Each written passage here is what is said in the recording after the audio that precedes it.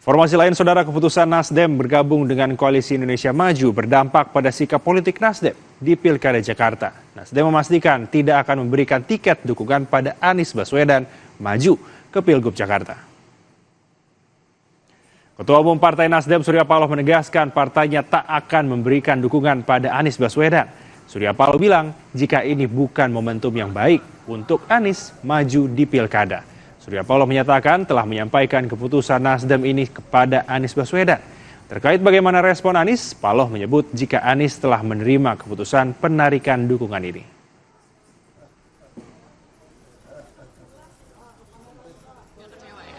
Saya pikir dia cukup matang itu, adik satu itu, hebat itu dia. Kemarin dikabarkan bertemu ya Pak di DPP Nasdem. Ya betul. Artinya memang sudah dibicarakan tidak akan maju peluang dia tidak. Oh sudah tahu. Responnya seperti apa Pak? Dia bisa menerima itu. Tidak ada masalah bagi dia. Memang bukan saat ini momentum dia, saya pikir itu biasa. Tidak adanya panggung jabatan ini. Belum tentu. Saya pikir diambil aja hikmahnya oleh dia kalau saya.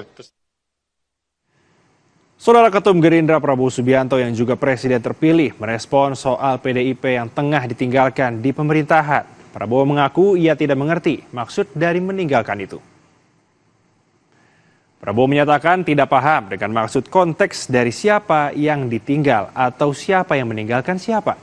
Ketika ditanya soal apakah Prabowo bakal mengajak PDI Perjuangan ke koalisi setelah P3 dan Nasdem mendukung Prabowo Gibran, Prabowo memilih untuk tidak menjawab.